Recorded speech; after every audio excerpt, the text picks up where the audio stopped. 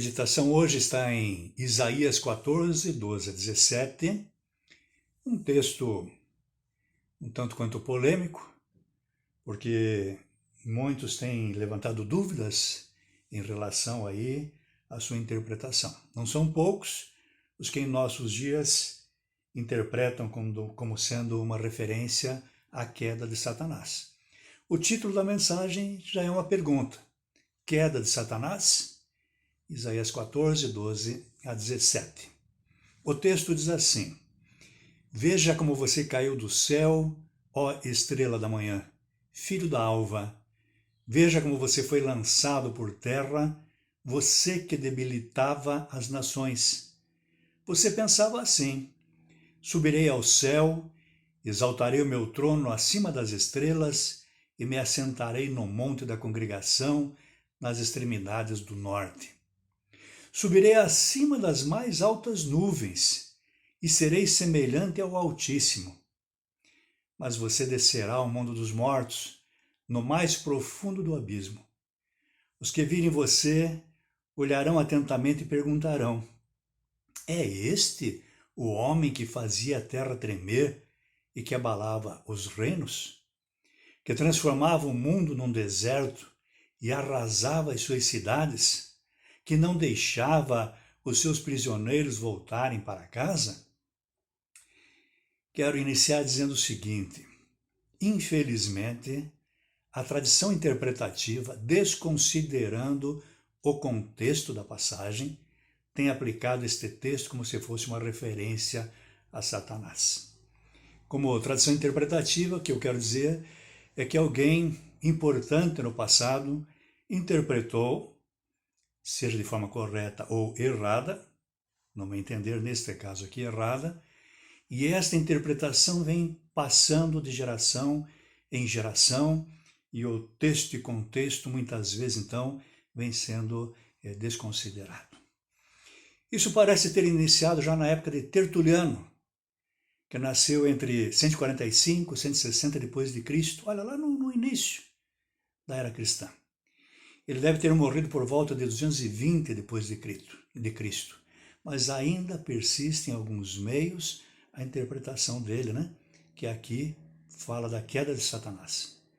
Jerônimo, que viveu aproximadamente entre 347 a 420 depois de Cristo, então já há séculos adiante, também reforçou essa interpretação. E a condenação dela por Lutero, mais de 1000 anos depois, 1483 a 1546, aí é o período de existência de Lutero, e na sequência também por Calvino, 1509 a 1564, não a impediu, esta interpretação, né? Não a impediu de angariar alguns adeptos ainda nos dias atuais. Contudo, meus amigos, o importante é olhar com atenção o contexto da passagem e ver o que é que ela significa, né? Dentro dele, o que a passagem significa dentro do seu contexto. E assim, ao lermos o livro em sua sequência natural, facilmente perceberemos que a leitura de hoje está entre uma porção maior que inicia no capítulo 13 de Isaías e se estende até o capítulo 23. Olha só, estamos falando do capítulo 14, mas inicia mesmo no 13 e vai até o 23. E este grupo todo aqui, de textos, né, é um grupo formado por profecias contra nações, regiões e cidades. Levanta-se aí uma pergunta. Teria o autor inesperadamente colocado entre elas um texto falando sobre Satanás? Certamente que não. Não haveria razão lógica para isso.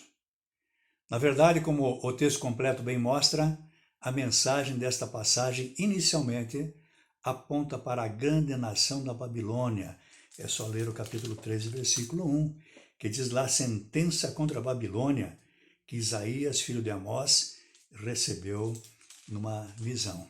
E para o seu poderoso rei, Isaías 14, 1, que vai dizer, 14, 4, desculpe, que vai dizer assim: você proferirá esta sátira contra o rei da Babilônia. Então, para o seu poderoso rei, né? Que em sua soberba e poder opressor, pensava ser imbatível, como tantas pessoas pensam até os nossos dias.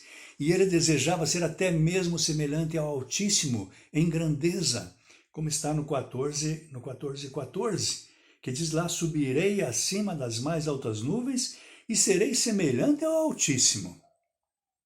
Olha a soberba deste homem. Contudo, por mais que se exaltasse, ele também, como qualquer ser humano, não passava de mortal e logo seguiria para o mundo dos mortos, que o aguardava, como podemos ver ali no nos versículos 15 e 16. Mas você descerá ao mundo dos mortos. Então não é Satanás.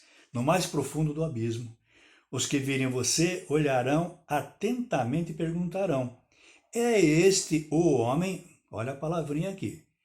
É este o homem que fazia a terra tremer e que abalava os reinos? Este texto bíblico, longe de estar falando a respeito de Satanás, nos deixa um alerta muito claro. Por mais ricas e poderosas que as pessoas possam ser, mesmo que sejam os dominadores, opressores do mundo, como foi o caso do rei da Babilônia naquele período, e o caso também de ditadores e sanguinários atuais.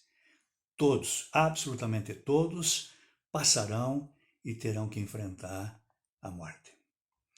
Realmente, meus amigos, não há razão nenhuma para que o ser humano seja orgulhoso e soberbo, pois no fim todos acabam da mesma maneira. E à luz do Novo Testamento, ainda enfrentarão o julgamento de Deus. Todo orgulho, soberba e poder serão aniquilados diante de Deus.